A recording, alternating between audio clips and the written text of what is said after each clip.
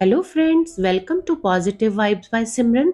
और आज जो हम आपको कहानी सुनाने वाले हैं उस कहानी का नाम है बुढ़ापे में फ्रेंड रिक्वेस्ट।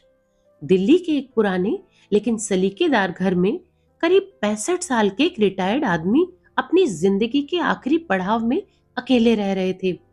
उनकी पत्नी को गुजरे 15 साल हो चुके थे।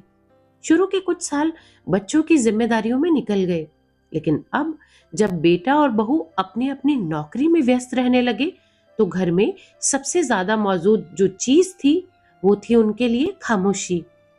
उनकी बहू सब काम करके जाती थी, बेटा भी उनका ख्याल रखता था, लेकिन वक्त किसी के पास नहीं था।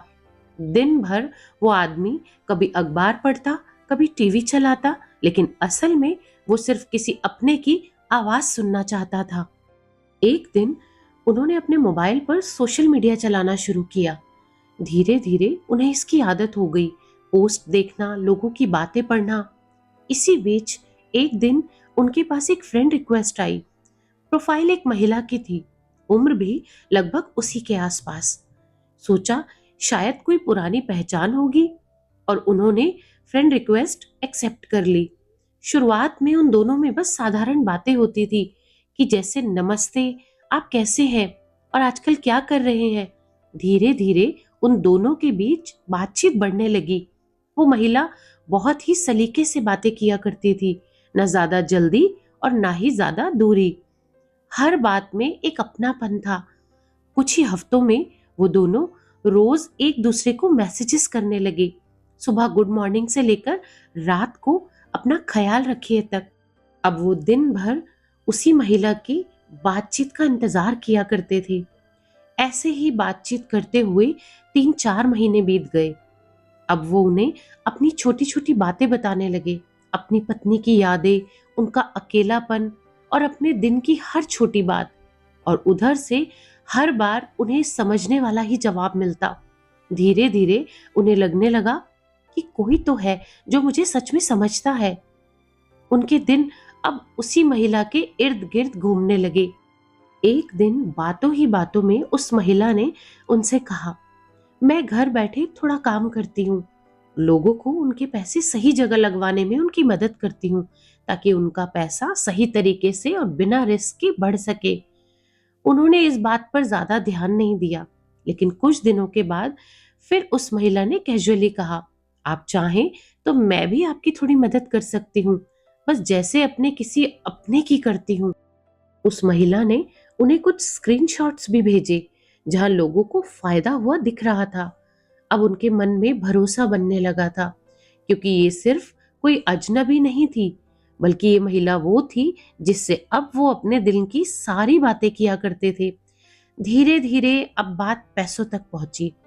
पहले तो उन्होंने मना किया, लेकिन फिर सोचा कि अगर ये गलत ही होती तो इतने महीनों से ये मेरे साथ ऐसे बातें क्यों करती। यही सोचकर कम से कम 3-4 बार में उन्होंने अपनी जिंदगी की सारी बचत, करीब 20 लाख रुपए, उनके बताए तरीके से उन्हें दे दिए।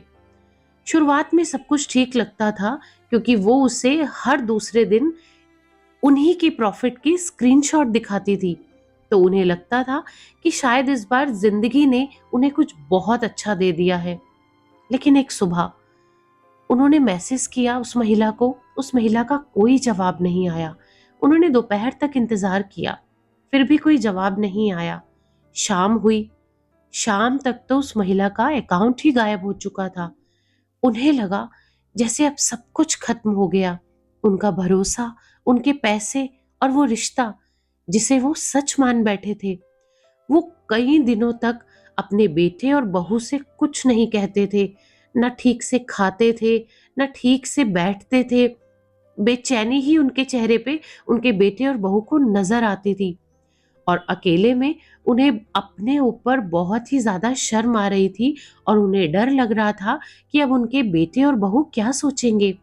लेकिन एक दिन उनके बेटे ने उनकी खामोशी महसूस कर ली और बहुत पूछने पर उन्होंने अपने बेटे को सब कुछ सच सच बता दिया। कुछ देर के लिए तो पूरे घर में सन्नाटा छा गया। उनका बेटा कुर्सी से उठकर इधर उधर टहलने लगा। उसके चेहरे पे गुस्सा भी था और बहुत ज्यादा हैरानी भी। पापा, 20 लाख रुपए कोई छोटी रकम नहीं होती। आपने हमें एक बार बताया भी नहीं।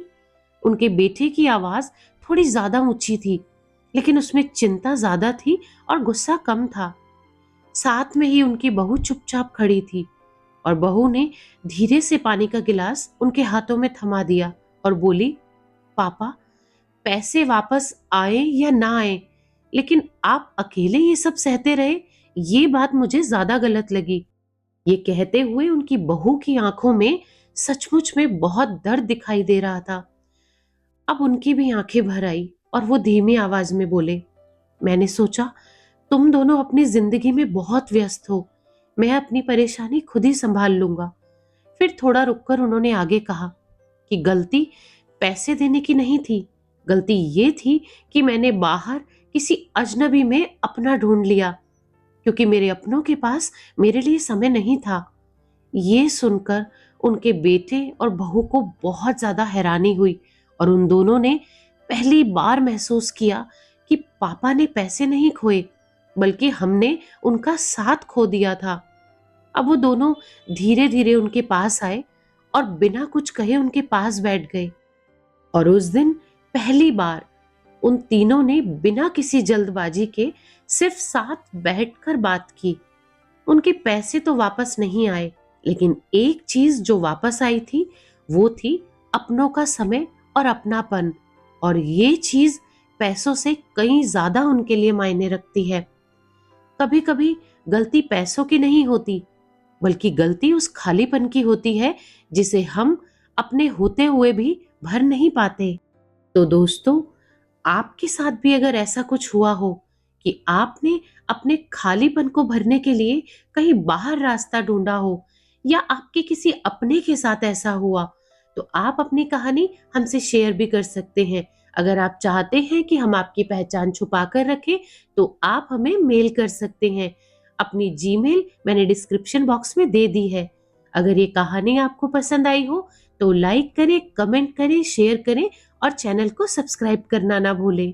Thanks for listening.